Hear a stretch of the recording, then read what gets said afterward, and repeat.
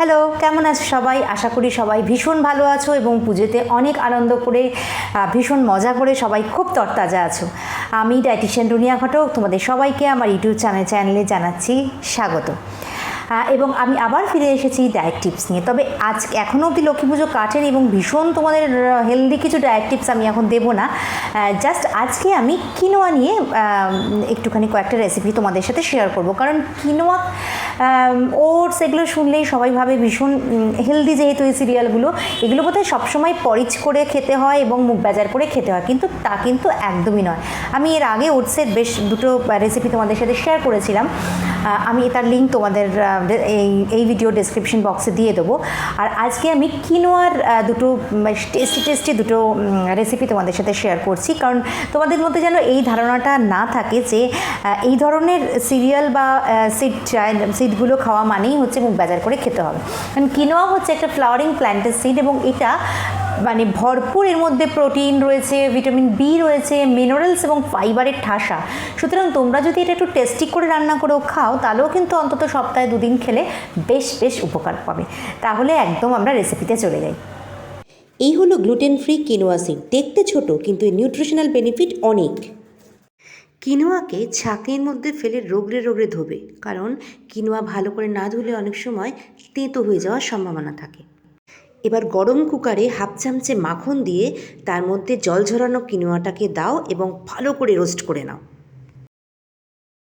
এবার এর মধ্যে 1:2 রেশিওতে জল দিয়ে 3 থেকে 4টে হুইসেল দিয়ে কিনোয়াটাকে সেদ্ধ করে রেখে দাও। ঝরঝরে সেদ্ধ এই কিনোয়া ফ্রিজে 2 থেকে 3 দিন ভালো থাকে। এই দিয়ে বানিয়ে নাও টেস্টি রেসিপি। আজকের recipe number 1, quinoa egg biryani. Microwave বলে কিনোয়া সেদ্ধ দিয়ে তার উপর আগে থেকে তৈরি করা ডিমের কারি দিলাম। এরপর 1 চামচে ঘি, নুন, চিনি এবং শাহি গরম মশলা ছড়িয়ে দিলাম। এবার মাইক্রোওয়েভে 900 ওয়াটে 3 থেকে 5 মিনিট এটাকে ঘুরিয়ে নাও। বাস তৈরি গরমা গরম কিনোয়া এগ বিরিয়ানি।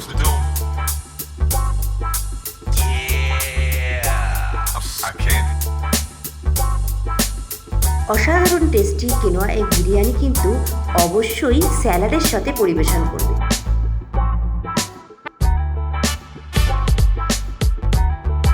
আজকে recipe number 2, Chinese egg quinoa. কড়াইতে তেল গরম করে কুচি করা রসুন ফোড়ন দেবে। এরপর এর মধ্যে দিয়ে দেবে গাজর কুচি এবং পেঁয়াজ কুচি। চাইলে তোমরা বিনস ক্যাপসিকামও যোগ করতে পারো।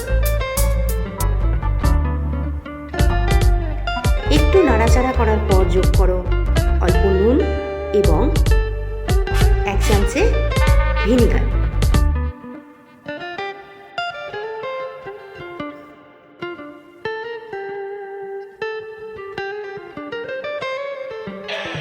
বেশ খানিক ভাজা হয়ে গেলে এর মধ্যে যোগ করে দাও একটি ডিম এবং খুব করে নেড়ে দাও।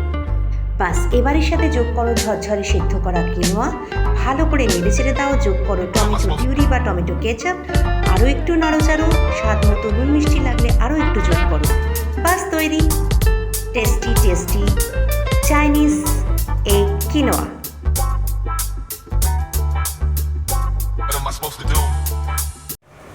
দেখলে তো রেসিপি দুটো, কিছুটা হেলদি কিছুটা টেস্টি। তো ট্রাই করে দেখো, আমার মনে হয় ভালোই লাগবে খেতে। আর অবশ্যই বন্ধুদের সাথে শেয়ার করে দিও রেসিপিগুলো। আর লাইক চাই, কমেন্ট চাই, আর কেমন লাগলো অবশ্যই আমাকে জানাবে। আর একটা হচ্ছে সাবস্ক্রাইব করো চ্যানেল সাবস্ক্রাইব না করে কিন্তু ভিডিও দেখে একদম মোবাইল অফ করবে না। তো যাই হোক, সাবস্ক্রাইব করো এবং বেল আইকনটা বাজিয়ে দিও। আর আমি আবার নতুন ভিডিও নিয়ে আসবো। সামনে লক্ষ্মী পুজো, তোমরা সবাই বাড়িতে নির্বিঘ্নে লক্ষ্মী পুজো করো, এই কামনা করে আজকে ভিডিও শেষ করছি। নমস্কার।